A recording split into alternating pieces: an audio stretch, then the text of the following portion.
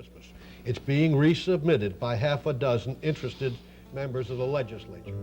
If we pile letters on them through groups like the Delaware Valley Citizens Council for Clean Air or whatever group that you feel motivated toward, I'm trying to persuade Crisis Forum to take this as one of the things, because the inner city has more automobiles and more trucks and more buses polluting their air.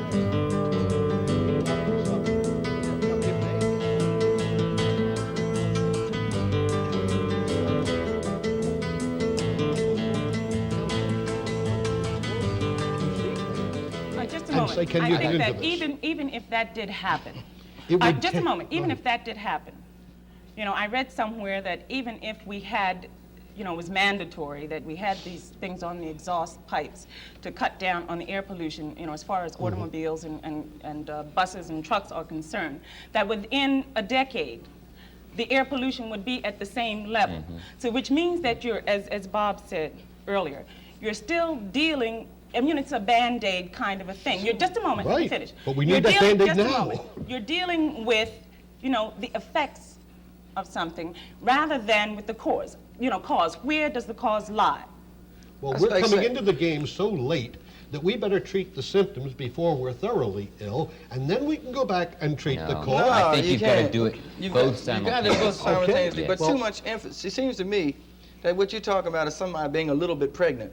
Well, no, there ain't no such thing as somebody being a little bit pregnant, man. First, you've got to rally your forces to a particular If you acknowledge that the combustion engine, internal combustion, is bad, then why work to regulate it, man? Right. Well, but at the same time, you know, this is what I don't understand. It's in Congress. If you try and cut off that engine, you're going to make such holes in this economy. I think that what you need is... That's why it's tough to change. Because you've got hundreds of thousands of jobs that are oriented on the internal combustion engine. Okay, now... You can't afford to cut them. Okay, now why aren't those industries oriented on the internal combustion engine? Why aren't they working on alternative power sources so that they can then switch over from the internal combustion engine? Because nobody's forcing them to. Wow. Okay, you and I aren't persuading it seems to me that this is what I'm talking about getting into values, you know. See, you present the argument that these things need to change, yet you said if we make this change, it would have, you know, chaotic economic implications. And I contend that, you know, I hear what you're saying, and then I read that hospitals are understaffed. I hear that schools are overpopulated, that there are not enough teachers and not enough hospital workers, and this is an incongruity to me, you know. Why we can't begin to make a transition and place our emphasis on human kind of things and begin to use some of these people, retrain them to work in human institutions. That, but how and are you dismantle some of these industries. How are you going to dismantle industries? Dismantle, not industries, some of these industries that are working to our detriment. Oh, come on. You're living in a profit-motivated society. Now, you want to change the whole philosophy of the game, that's very nice, but you've got a couple of $100 million to persuade. What's wrong with it? What's wrong with that? It's not in the realm of the possible today. All right, taking that we particular only lived statement, for a little while. Taking that into consideration, I think that what we need to be talking about is redirecting mankind's priorities. Is it, you know, economic, or is it the survival of the human species? That's the basic point, and you accept it as being impossible to change, so you don't work to change it. I'm a realist. I believe that I can do so and so much, and I can persuade others to help me along that same track. You can build a philosophy and try and change 400 or 500 years of ingrained thinking, because it does get into the blood one way or another. But you're going to have a long, long time. I'm not going to be around that long to help you with your work. I'm game to help you, but first I want to do within the realm of the possible, the here and today. I'm a little more pragmatic than you. Philosophically, you're right. 122.5% right. In fact, I think I'm more pragmatic than you are. I think so too. I think so too. Doug, you mentioned some alternatives that the automobile industry could be working on. Are there things being done in that area? I don't, I'm not certain just exactly. One thing I know they say in their publicity that they are working on the electric car, okay? First of all, they might be doing that, but how much money and resources and how committed they are towards developing the electric car because of all these economic problems that you talked about, I'm not at all certain. I kind of think that they aren't that committed, okay? Now, there are other alternative power sources. I think, like I was reading in the paper the other day about a steam-powered car. Okay, now I haven't, you know, I'm not saying I've walked this track before you. Okay, I'm not saying that that would be an effective power source, but I think it should be looked into by the big companies. Maybe they have, okay? But I would think, for instance, that GE is going to be a lot more prone to push the electric car than is the automobile industry, with all their vested interest in internal combustion engines and spark plugs and all this kind of thing, okay? So I'm not at all convinced of what they're saying, how much research they say that they're doing into air pollution and trying to get the electric car and that kind of thing, you know. They can oftentimes come out with a lot of good words, like you see these advertisements in the national magazines where they say, look what Standard Oil did to improve the ecology around this plant, okay? At the same time, you still have tankers busting up on the sea, spewing all that oil all over the place, okay? Now, they aren't prepared to compromise on that point, you see, because that gets right down into the lifeblood of their whole company. Sure. Now, I'm not asking them to go out of business. What I am asking is that they should be looking at alternative power sources, you know, so that the transition can be made as quickly as possible, because they know what they're doing is polluting the environment. And it's killing us all, really. It also means that perhaps there has to be some reduced profit. Then whence comes the money to cure some of the other problems? But is Profit it is the really being driving used? demand. Is it being used for that purpose? Well, seriously, wouldn't you, in all the members of the submerged portion of our economy, aren't they all seeking to improve themselves? Don't they all require greater individual profit? No. See, this is what the point that I you haven't missed. met any of these people yet. Well, maybe that says more for you than it does for them. Sam, I wonder I've if, been looking for them. I wonder if instead of getting off on these specifics, is it possible for us to discuss what feasible goals we have in light of our crisis? What kind of goals would you imagine?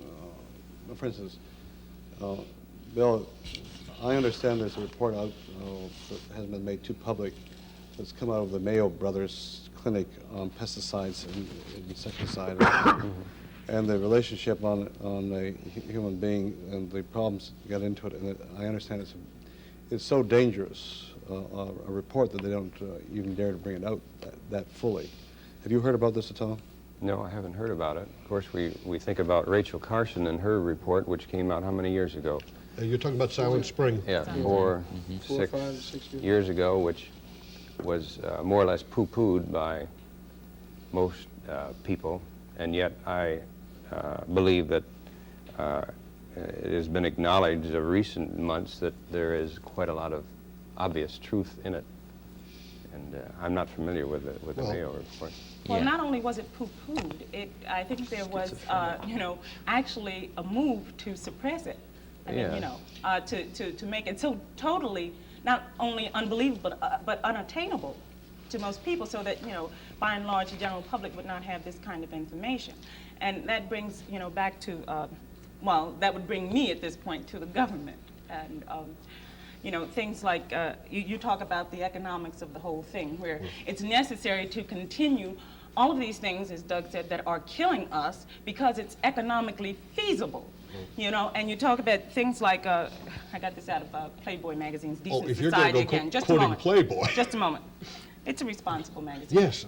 Rampart Dam, which was designed to drown, you know, out a part of the Yukon wildlife in an area that was larger than Lake Erie, you know, here, for hydroelectric power that, you know, this particular man felt no one was going to use and no one really needed. You know, and then there was a whole incident with what they call fish flour. I don't know if you're familiar with that at all. Yes. Yes. Which was to be used, I think, in countries that are famine-stricken and poverty-stricken. As you know, America, of course, is concerned over the lack of food in some of these what Yes. you call underdeveloped countries. And now, could you tell me a little bit about that? From what I understand, they try to keep this from being used or being done, the fish flour experiment, because domestic types were afraid of the competition. There could be many reasons, I assume, why it was suppressed or why it wasn't followed through. And there have been many firms that have endeavored to formulate foods which could be good, nutritious foods that, but for one reason or another, economically speaking, or the fact that it would tread on somebody's toes, why it has been held down. The government, of course, takes the view that our nation is in good health, that there really is not a nutritional problem, that foods are the same regardless of where they are grown, under what conditions they are grown, that all we need to do is eat a balanced diet and we'll all be well. We take the standpoint, of course, in our food industry, in the nutritional food industry, or the health food industry as it is commonly known, that what a person eats has a lot to do with his health. And that a balanced diet, there's no such thing as a balanced diet. What you need will be different than what I need, and this balanced diet is not going to take care of it. And we are considered a little odd because we feel that somebody should be careful with what he eats to get adequate protein, to get adequate vitamins and minerals in fruits Doesn't and that vary vegetables. according to individuals, though, Bill? Oh, surely, the need varies. I mean, in other yeah. words, a doctor really has to deal with an individual on an individual basis, right? Yeah, we're just saying that be sure you select your foods that are high in nutrition. Well, I think it was the United Nations World Health Organization that had tried to sponsor one of these fish meal high protein affairs for the underdeveloped countries, because the basic illnesses that were extant in these countries, and I had encountered some of these people 25 years back out in New Guinea making studies for the Rockefeller Foundation, that these areas were basically deficient, first and foremost, in protein foods, and that the United States had the capability of creating a fish meal flour for the insertion or the addition into their diets, which would represent a very massive step forward. Now, what's happened to it in the establishment, I can't tell you. Yeah, well, Sam, may I ask a question Yeah. at this point? I've been trying to bug you a bit. Go ahead. Sure. I'm convinced that it's very possible for instance, you and Bob to come together. I am firmly convinced that, for instance, when people blame corporations, they pick on the whole corporation. I'm convinced that there are responsible people within corporations. Sometimes it's difficult to find them, grant you, but I find in my experience that there are responsible. Is it not possible for some means of the pragmatic and the idealist to come together in terms of priorities and goals? You have to set up a line of communication with these. All right, how would you propose to do this? You have to start probing into them. And again, a corporation, whether it's one that Doug knows or another, is a largish group. Coming from It's a complex group, too, which well, I think it's difficult to probe and find out who are the goal setters. But Right. it's possible to do. But again, it's not done on an individualistic group. It must be done group versus group. I or you or Doug has to rally around him a group of interested people with a goal, versus General Motors or versus one of the refinery companies. Let's say one of those that's responsible for dumping things into our Schuylkill, and let's assume it's one of our local shops, we won't name them. If we can get together 20 or 50 or 100 and then make them, through their public relations people, aware that we have a thing we'd like to discuss with them, but I can't get at them as an individual, we might need 20,000 of their customers as a group to make enough of an impact on them to get them to listen. Well, let me then ask they you- would sit down and talk to us. Let me ask you, I'm convinced, I've seen enough of life on all sides. I'm convinced that one thing that is definitely missing in our urban life is a collating and coordinating of research. And the criterias are different and so forth. That's number one, so that we can have responsible action. I'm also convinced that no matter what you may say about the National Urban Coalition and the local ones, I think this is another attempt at communication. I'm not saying it's the answer, but I'm just saying this is not. I'm also convinced, in my experience as an urban relations consultant, is that there, as well as a human relations director, is I'm convinced that there are responsible people at all levels. And it's a question of us to bring those people together. Now, the question I want to ask you, Sam, is we have hedged around it. What would you consider pragmatically, and then I'd like to ask Bob, idealistically, I'm not putting him necessarily in that role, but I'm just saying this is the way it seems to be mine out. Pragmatically, what would you consider the priority in terms of your goals of life? That gets to be a little rough.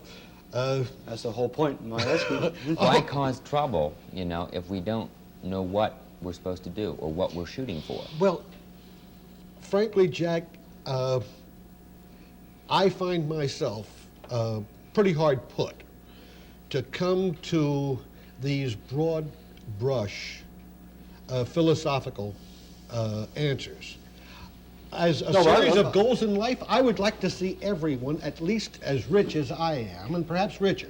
No, but I'm talking But about in all even the greater material goals than that. Greater goals than that? All right, I mean, That's Well, maybe beyond my those scope. are his Is it goals. beyond your scope? I mean, is it really beyond your scope? Is existence beyond your scope? Well, if we can bring, I mean, for instance, Barbara Ward, the economist, who you know, she has advocated that the affluent nations pay taxes to take care of the non-affluent. We have 2/3 of our world hungry. All right, now where are your goals, your pragmatic goals, in relation to that? well, I We considered, control 5/6 of the world's natural resources also. I consider that the broad brush idealist, and I'm not running. I'm not talking about broad brush. Well, yes, well, don't knock them. Let's talk No, about no, you. no, Wait a let minute, him knock no, it, let- because I can answer for I myself. consider that's dissipating our strengths too far afield. I want to go into your area and say I don't want go any further afield for my own selfish, and I am selfish. You're talking about self-interest, in other words. My own enlightened self-interest says that the neighborhood from which I came. You consider is yourself enlightened, are you, Sam? Jack, that's dirty. I consider that the neighborhood from which I came, less than 25 years ago, at 20th and Columbia, needs working up. And I can only go beyond where I presently am on the basis of how far are they raised as a broad-based foundation for which I can climb beyond. There are a sequence of ladders. As long as there are a great number on that lower ladder, I'm being retained from going beyond. In other words, you're saying. I have to help bring him up. All right, but you're saying you got to help Bob because he's right near you. What about somebody in Jamshedpur, India, or even in that famous place called Hong Kong? You know. Well, you don't even have to No. go I'm that far. sympathetic Let's with go to him. Mississippi. No, I'm No, not talking I'm about being fine. sympathetic. I'm talking You know, about let's they go have to a Mississippi. relationship to you. That's right. But this is on the religious society level, and I am not big enough, Jack. I'm not big enough to get to that stage of the problem until we've shot down Bob's part of the problem within less than 20 minutes drive from right here. I'm not saying that And you then we'll shouldn't get do it. on to that. Now, wait a minute. That's my point. I'm not saying that you shouldn't take care of Bob. I think you should. I think he's my first priority. No, he's Bob's first priority. Right at the moment. Well, anyways. I've already got mine, Lillian. Have you you? have Most it. of See, mine. That's well, what let we're me, I questioning. want Yeah, to talk to that yeah, too. I want yeah. to talk to that. To I've answer, got most of but mine. I'd like Wait a to. minute. I'd like to answer my portion of the question. Sure. You're allowed. Thank you. 25 words or less. I think you miss a very fundamental point when you look at black people and what's really going on within the black community now. First of all, I would consider acceptable goals those that sustain and fulfill life for people. I'm moving in terms of my direction in life, and I think a lot of other black people are organizing around those things that where it would allow us to look beyond our own individual self-interest and look to the interests of other people. In other words, develop a community that is based upon brotherhood and concern for thy fellow man, where so individual interest becomes reactionaries to those ends. You see, so what? Going back to the pragmatic, I'm looking at black people within my community who are exercising leadership, and they are demonstrating themselves, their commitment to this principle, and they're doing this by, they're working on jobs right now for salaries that were perhaps 1/2 of what they could make if they were to keep their mouths closed and be good niggers and go work within the system. They are demonstrating to other black people, by the time that they invest in that community and by their own personal commitment, they don't own 2 cars, they don't live in, quote, nice houses, you know. They are demonstrating their concern for their fellow man. And so that what we're doing is building a community where young people are seeing by the example of those who have come before them, that their top priority is a human one and not 2 cars or not being rich. You know, because we see Rockefellers, you know, people like this, of this family, jumping off 30-story buildings.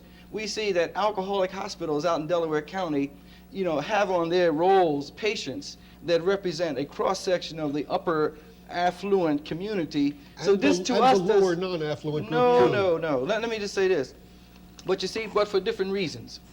I'm just saying, if you have everything that you consider good and beneficial to you, and yet that doesn't satisfy you, you know, I mean, you collectively, and if you don't have any power as a result of this, because you can't even control your own institutions, then I don't consider what you have anything desirable. Well, Bob, let's put it this way. You see? I agree with you that these people are very valuable workers. I'm not 100% sure that the technique that they've picked out for themselves is the right one. I certainly didn't expect when I came in here to find that I was going to be the reactionary foil in this part of the game, but I don't mind playing devil's advocate. You're not the reactionary, you're just reacting. Yeah. Well, right. all right. As a matter of fact, you're far left from me. Oh, that's nice. I don't mind. In any case, No extra charge. let's go back and try and take this, Bob, not as 2 opposing points of view, but I say But they that, are. Well, they're not completely opposed in the point that they're at right angles. I think they're starting toward the same target, but they're coming in on divergent tracks. They'll eventually get to the same places. I feel that there are many members of the colored community who are not, in your sense, working for the colored community because they're working as individuals for themselves. I think that once they have attained a certain measure of the property target, they are better equipped than the under-propertied member of your community to come back in and lend reasonable assistance. You used a word that I won't use, but there are some of the members of the colored community who have jumped up economically and jumped away. From 20th and Columbia, they moved out to I'm not disagreeing Germantown. with that. I'm questioning the use. I'm not questioning. I think that black people need training. I think they need But they technological knowledge. They also need a bunch of people in whom they can Well, you know, set I as think that- targets. I think that set as basically... targets to follow the leadership. Lillian, I don't Well, want to stomp we're on your talking- line. Well, just a minute. I think that we're talking in terms of, we should be talking in terms of human resources. I think that's what, you know, Bob is saying. And it comes across that what you're saying is not, the human factor is not present there. Oh, no, not I said at from all. what you're Look saying. here. I feel that a young colored man who came out of 20th and Columbia by way of Germantown and who is now out on Lincoln Drive, an accountant who works in the same markets that I do and who makes about the same line of money that I do, and who now, regardless of the property that he has, can afford to go back and lend a hand to a brother coming up. He is more of a semi-star. He is more of a target of aspiration than somebody who has deliberately submerged himself in the community and done less than his full potential to draw the next fellow You're up making along. an assumption. Well, no. You're making an assumption. This is Yeah, a belief yeah. that I have. Right. I think he's more useful. Doug? Well, the way I look at it, we've talked about, what was it, 2/3 of the world is hungry, we could have 0 parts of the world hungry, and we could still be sitting here today Right. Oh, talking sure. about the same problem, because even if a black person, you know, works for a large corporation or is making it in terms of the white man sense, okay, that model is no good. It's going to get us deeper and deeper into I don't trouble. believe a word of it, Doug. Well, that's the way I look at it. I think that he sets a minimum standard for the fellow below him to shoot for, and he then generates this. Now, if you want to swing from pragmatics to idealistics, No. that's all very nice. Let me say this. I want my Idealistics children. and pragmatics, my point is, are idealists and pragmatics necessarily separate? Well, I think it's not separate necessarily, but I find it very difficult to find a hard-working idealist who's hungry in his gut. I find it easier in my own configuration. I find it easier in the things that I have been taught, and I came from 20th and Columbia, Bob. It wasn't like it is now. Oh, we were there right through the transition. We only right, left but you 10 weren't years there. ago. You weren't there as it is now. It We wasn't only- like it is now, right? We only left 10 years ago. Well, I was around there 10 years ago too. I mean, I would come through there, and it wasn't like it is now. We didn't come through there. We lived there. It's Well, different. go ahead. But seriously, Wait, let me get don't something you in don't here. you think, Jack, Well, that man who's gotten the physical strength? Yeah, but your thing is, Sam, you, if you don't, Lillian, you get into this, but the thing is, I have not heard anybody really, I know you're fighting idealistic versus pragmatic, and I haven't heard anybody really saying, Doug has hinted a bit at it, is there's not only the question of filling your belly that's a problem, but it seems to me that there's the dignity of an individual. You can call it brushwork, idealism, call it what you like, but it is still the happiness, the well-being of that person. All right, now where, Sam, are your priorities in terms of this? I want to still his hungers. I don't care, Jack. I can't find a happy, idealistic, hungry man. Let me break in here to maybe bring this back to you know, something that we all might be missing at this point. And I think that you know, it's still in terms of goals and values again. I mean, you know, what are the priorities of a man? In that seemingly the unwillingness on the part of this country, you know, to use the natural resources that we have to develop human resources, so that, you know, why the goals that come in at the unwillingness part are not the same as the goals that would come in if you use those resources to develop human resources. And I was just wondering if, you know, Bill, you could speak to us a little about the inability or the unwillingness to use our natural resources in terms of nutrition. Well, it's unfortunately in the food aspect, which I will comment on, if we talk about nutritious foods as against foods that are non-nutritious, and endeavoring to educate people as to what foods are nutritious and that they should eat, we have a problem in that the food industry is endeavoring to publicize to the public their particular foods, which all happen to be high emphasis on high-calorie foods, high-carbohydrate foods.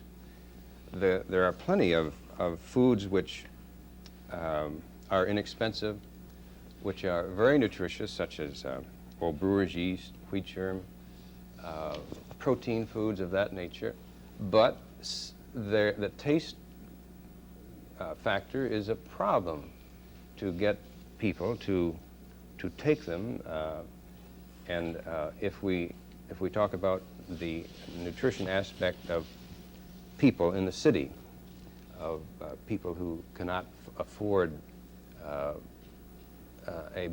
big, large food budget, why there are foods that could help them, but the problem is to get them to take it. You know, They're singularly unattractive, aren't Well, no, they? I think, let me just take this a step further with you. I was thinking in terms of the nutritional value of foods and the fact that, you know, foods are wasted. Food stuff is wasted in this Yeah, country. And right. at the same time, there are, millions of people going hungry right in this country. So how do you equate the two? What happens between the producing of this food and the fact that it does not get to a segment, of that society? I don't know how to answer that. I don't know what the problem is. I think that there's not enough awareness that there is a problem in nutrition in our country. There's not enough concern by the government that there is a nutritional problem, and until you get that, why? We all come back to the same central point. Where do we place our values? The government knows by its own statistical surveys that there are poor people in this country. They don't have a choice of whether a food is nutritional or non-nutritional. They don't have any food. But Bob, Yeah. So to sit here and deal with what foods are preferable for someone when people don't even have any food, and other people enjoy a high degree of affluence, economic affluence, it seems to me that we've got to begin to deal, with some other you're things. trying. Let me say one thing. You will say government, and you mean big government. You mean U.S. government, but this thing has to filter down to the lower level. You said to me, Mississippi, a long while back, there is nutritional food. There is sustaining food available at virtually no cost from whatever sources we have, and it can't get through the political barriers in Mississippi. If it gets through the state level by some miracle, by some goodness of a deity, then there is some local county type who shuts it off before it gets to the man down there who absolutely needs it for his youngsters. There are, as you well know, Bill, there are dried milk, powdered milk programs where the stuff is available on an absolute giveaway. You don't require a cent. All you have to have is a county or township government that will set up a distribution point and allow the people to come and get it. And the political governments in some of these areas, for whatever particular reasons they have, will not, well, for the purpose of suppressing this segment of the economy or the sociology, will not allow these establishments to be set up. Now, the stuff is there. There are good nutritional foods available through our surplus commodities situation. And we've got this political barrier that separates the warehouse full of nutrition. What are you calling political, Yeah, that's Sam? what I want to know. What are you calling a political barrier? I'm talking about a southern, unenlightened politico who will not... What is a politico to you? Well, I'm talking about a member of a governmental establishment. He should be a social worker. He should be interested in improving the nutritional value of the underprivileged in his county. Yeah, but my And point he is, does not how much go- does he represent the people? Otherwise, he wouldn't be there. Well, the people. Again, you're going to get Jack into a question of semantics. He represents the voting segment of the people, but the people who should be served are the non-voting segment, because they haven't been educated to the level where they should vote the establishment out of You power. name me one state where we don't have poverty or people hungry. No, that's exactly the point. I'm saying that the food is available from the national through the state level, but at the township and county levels, it stops because John Jones or some Richard Rowe, who is an elected civil servant and who does not make this available to the people in his community who need it. I think that, you're talking about, at this point, I just threw Mississippi in there as for instance, because, it's the typical of problem there many. is larger than, let's say, in the north, in some of the largest cities. In the fact that, the numbers of people who are starving is greater. Not that there aren't people starving in the northern cities. Now, you keep talking about the politicos. I think that the fact that food that is available does not get to people who need it says something about the values, again, You gotta get of the society that we live in. But you see, you treat it on such a broad brush, you don't get down to which John Jones has No, to but be, and how you get over it. Sam, what she's saying is, and you It's keep, true enough, you keep but it's too getting off vague. on this idealistic stuff, and I'm saying what she's saying has a great deal of truth pragmatically. In other words, if we deal with this as a human need, and look at it as a human need, not only the nutritional aspects of it, but the air, water, noise, pollution, the whole environmental picture. If we start recognizing this as the need, then we're not going to have to worry about whether it's pragmatic or idealistic. We're going to have to evaluate man as man is. What are man's needs? Not on whether we are in a pragmatic world, a dog-eat-dog world, but what are our priorities? What are our goals? How much longer can we go continually playing the pragmatic goal before we come face to face with the reality, the possibility of a complete elimination of our civilization? And we're coming very close to it. Right. I'm nowhere near as fearful of that, but all I'll come back to you is then, Jack, you tell me how. I'm just In saying. the same way that you asked me to set a standard, I now concede you that the standards must be established, but in what direction? How do you propose to implement? I'm just saying, first of all, you accept certain priorities and goals. Begin with, we have not done Right, this yet. right, That's right. Right. Then we talk about the pragmatics in terms of implementation or application of this. And this is what we need. For instance, the OEO and all the rest of these programs have been semi-good, but they have been not that good for the simple reason that overall, on a national basis, we have not accepted priorities and goals. And the reason the OEO has not been successful for a lot of other reasons, but primarily is because we haven't had an honest-to-God acceptance of what our real goals are. Jack, could I reply to that? I agree with what you said, but I think we have set our goals, and we don't talk about them that much. But the goals are there, and that is to take what you can get out of the system, you know, and to hell with the rest. Okay, that's basically our goal, you know.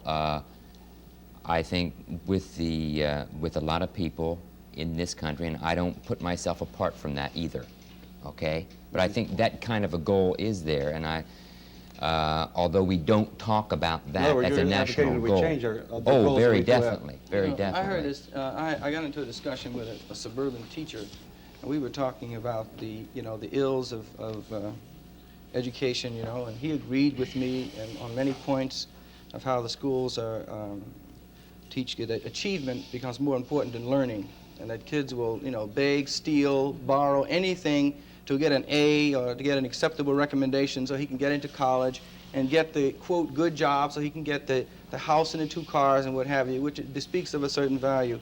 And he told me that he agreed that this was wrong, but he feels powerless to change it or to act against it. And I said, why? He said, well, it's because I've got to think about the security of my family. I've got 2 children, and I've got a wife, and I've got a home, and I've got to think about them first. And he was somewhat taken aback when I told him that I thought that this was wrong. Well, you're a nice May I dreamer, finish? Bob. All I'm saying to him is that I have two children too, two boys. But I don't think that my 2 boys are any more important than Lillian's children or anyone else's children. You mean And in I think it the means- overall broad scope? Right. So it But means to that, you but as it an means that I'm individual. coming from a different position. In other words, if people begin to think, see themselves in terms of their relation to other people as human beings, then this will affect your behavior as you begin to devise means to attack institutions. And that seems idealistic to you, doesn't it? Well, no, I'm in the wrong shop, Bob.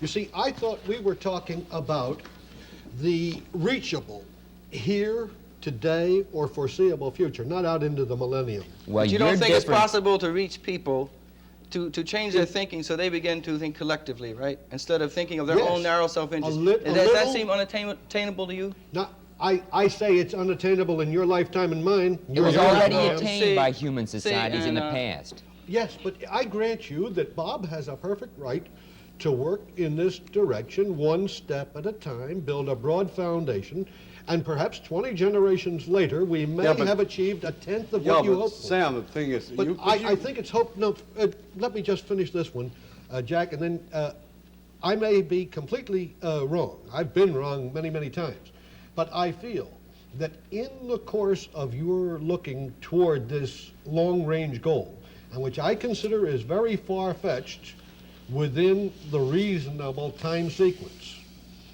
you completely ignore the attainable portions that can be had. No, but that's where priorities comes in, Sam.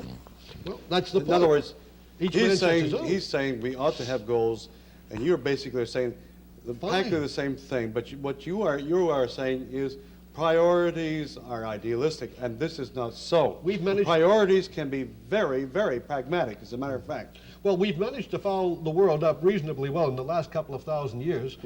And I don't see that we've got a great hope for moving it back in the right track. I grant you that that is the right And track. now we're even thinking about moving this mess onto the moon. No. You know, I Well, remember I couldn't care hearing less some about discussions businessmen. of the moon. Well, I'm not going to Seriously. discuss it, but I hear again, it's a kind of value. I heard I read some businessmen were talking about exploration of the moon, and then some argument developed about who has the right to the natural resources contained on the moon. Yes, or who's going to use it? Who's going to use it as a dump instead of our hauling some of these effluents of the city that Doug and I were discussing a while back up and dumping them in some of the holes in the open pit coal mines near Shamokin. I mean, that's such a... Well, that happens to be an important thing. Let me put it to you this way, Bob. If we don't stop some of the pollution, which makes me a single-track mind. Well, which there's your goes out- priority, incidentally, right. Sam. I've That's made that. your personal priority. Right. I've made that my priority as a contribution to the community because, and it affects all of us in our own single way. If I have any effect on stopping pollutions of the river, and maybe I enlist Doug and maybe Bill and maybe even Bob along this track, and then we stop, and by the way, Playboy had a tremendous article half a dozen months ago by Justice Douglas on the pollutions of our rivers, then we may very well improve the possibilities of this fish meal protein thing because we're killing off our fish supply.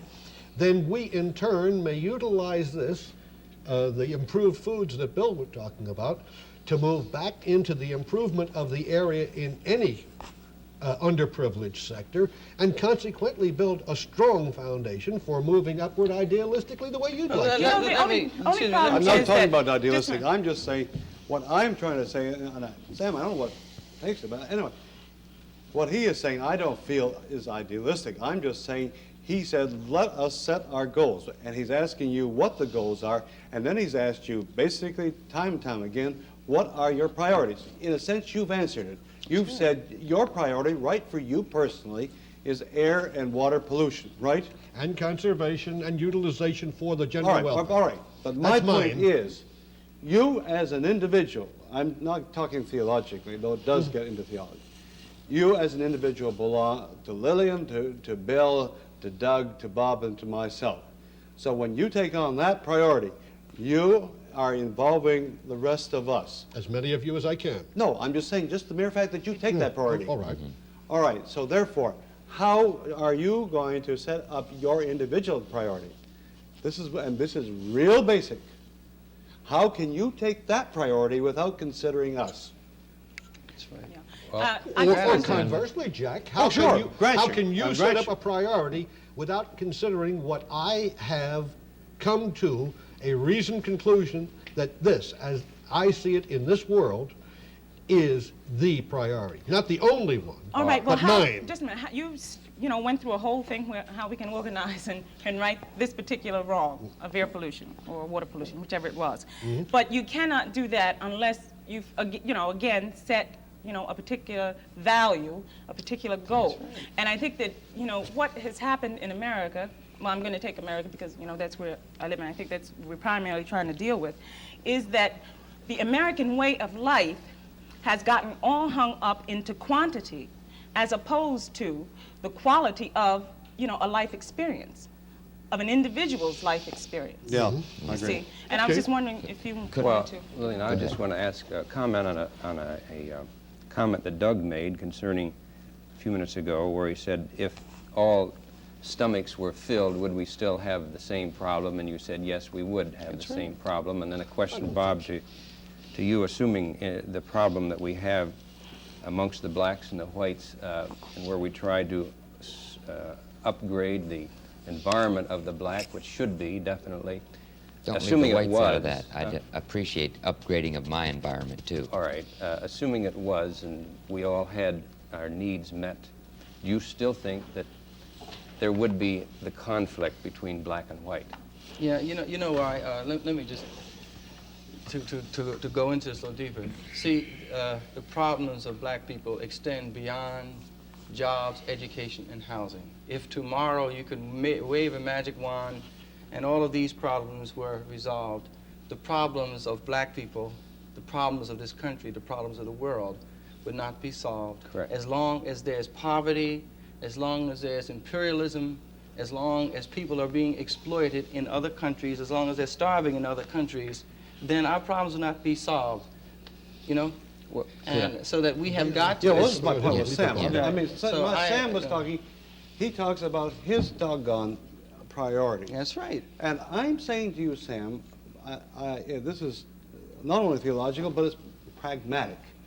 And that is, you have no right to, as an individual, to take those priorities without considering us.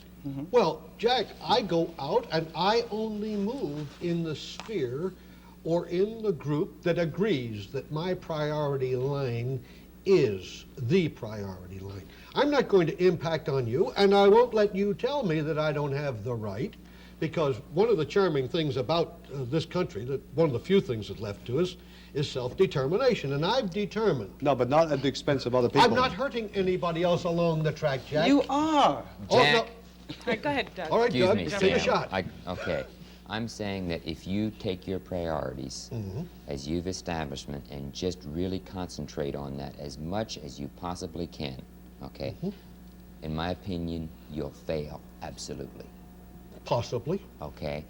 Now, I'm not saying that we shouldn't have that as a priority, okay? I'm not saying that. But I'm saying that it seems to me what we should be doing is not only attacking the problem that you're talking about, but it's this whole problem of how we live in relationship to our fellow man and to nature as a whole. Now, we have the value system in this country that says it is me versus nature. And nature includes you, you, and you. No, take a look at the way we treat our land and the way we treat other people, okay? That is part of our value system. We are raping people and we are raping our land. And that is indicative of the value system that we have in this country. And what I'm saying is, you can go ahead and cure the air pollution, okay? But if you don't change this fundamental value of the way we look at nature, we are doomed to failure. That is one of the things that in Far Eastern thought and philosophy and religion, one of their fundamental precepts is that we are nature, we ourselves are nature, and we aren't apart from it, and our best bet in going through life is to try and live in harmony with nature, and that's diametrically opposed to what we have in this country. Well, Doug, let me put it to you this way. I feel that as long as I go along in my rifle type of approach on one target, because there is only so much strength in me and only so much strength in my group, as long as I do not go out of my way to shoot down or to deter anybody else's group working on their particular target, I feel that I am serving them by removing one more impediment to their good life. And I honestly don't believe that I can work in more than one or two limited That's our point. areas and do it well, because, now, don't anybody hit a bleep button on me, but I invented a little word or a little phrase a long time back about sanctimonious psalm-singing sons of soft-headed sociologists. They dissipate their energies all over the place like a bunch of shotguns, and they don't bring down a single target. I don't want a great deal of the world. I'd like to serve within a limited area that I figure my own capabilities are dimensioned or tracked within so much. You mean, excuse me, you mean men like Gandhi, Jesus, These men are like the Martin rare Luther King, ones. men like Brother Malcolm X, They You know, have because I capability- think they would fit your description. No, but they have capabilities far beyond me, and they are so few. One or two to a generation, perhaps. But you would still classify them in that category, right? No, these qualities of leadership that are handed down to 1 in 20 million or 1 in 30 million, I'm not trying to bring them down to our levels. I'm simply No, but saying Sam, that I, in my capable zone, have so many restrictions. Yeah, but Sam, here's what And I'm I'm going to do within that line what I can. Sam, you talk, my family on one side had been over here for about 350 years, and the other side has been here since eternity. But I'm not going to get into that aspect of it. What I'm concerned about, you talk about your feelings, about your priorities, as long as you don't hurt anybody else, and so forth and so on. We in this country believe in state rights, right?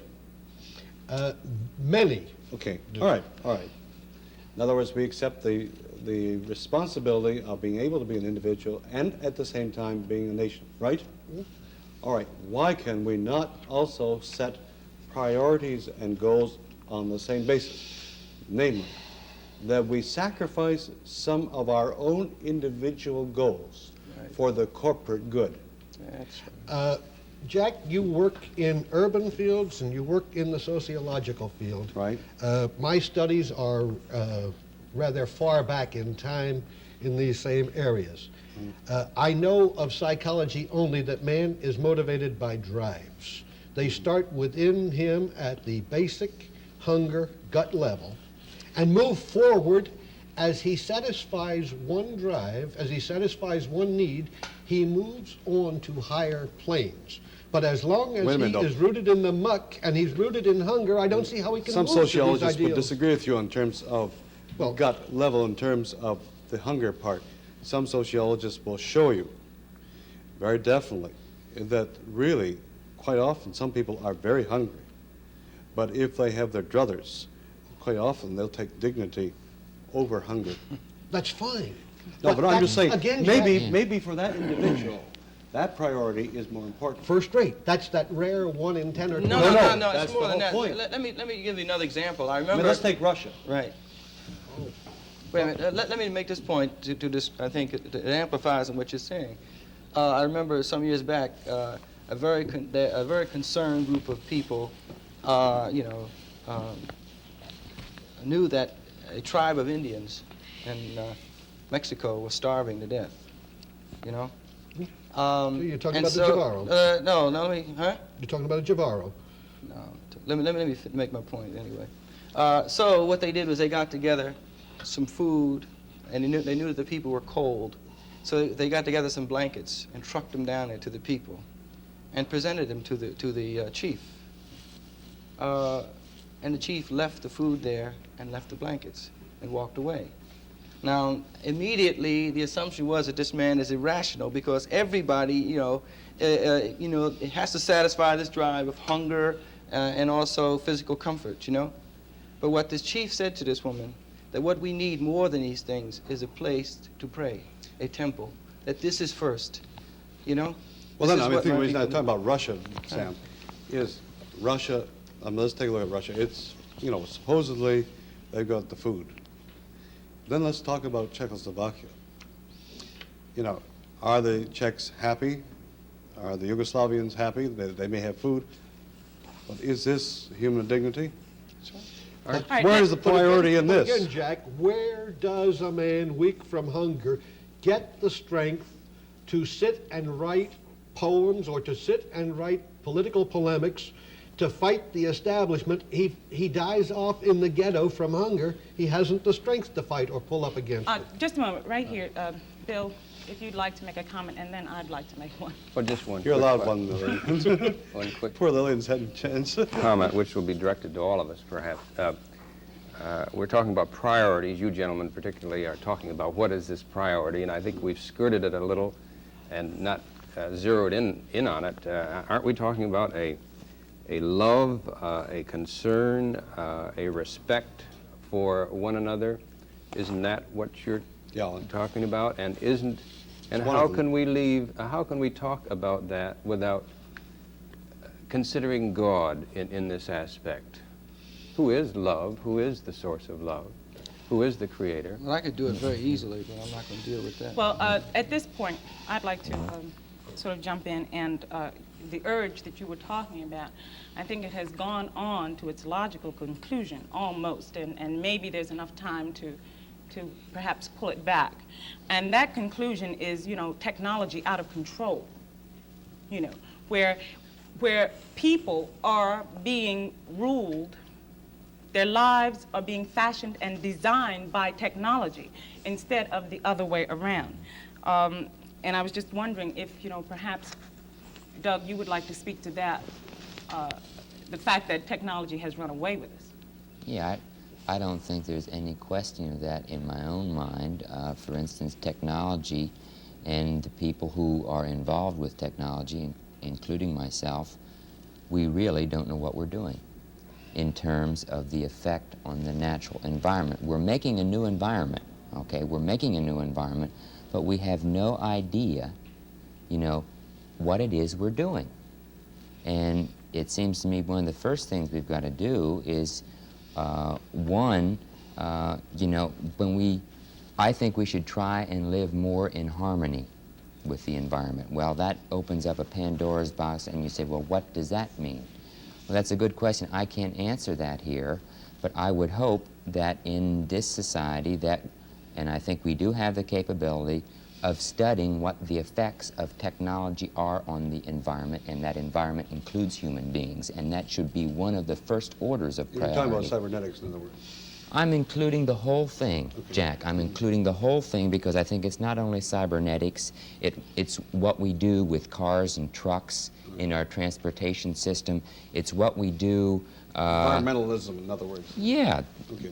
the whole thing. And so I would think that hopefully this country of ours can see the light into providing some opportunities for individuals to study what it is we're doing, because fundamentally I don't think we know what we're doing, other than we're just trying to maximize our own profits. That appears to me. Something comes to mind that we're able to do to really examine things in an economic context, but not in a human context. In other words, if someone invents something and it's introduced into the environment, then we always attempt to accommodate this new invention. Mm-hmm. We organize to accommodate this new invention with never any thought to its implications for human values. Mm-hmm. On the other hand, if somebody, as I'm sure it has been done, invents a lifelong battery and attempts to introduce this into the economy, we're able to, a big company comes along and buys this man out, and takes the copyright and sticks it under the carpet. Mm-hmm. Because, you see what I mean? If we could apply the same kind of principle to something's human value, then I think we'd begin to move in the direction of helping ourselves.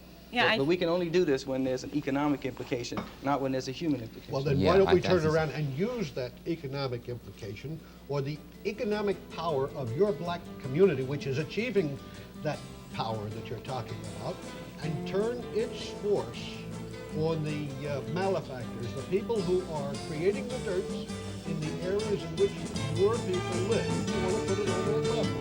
And you've got a strong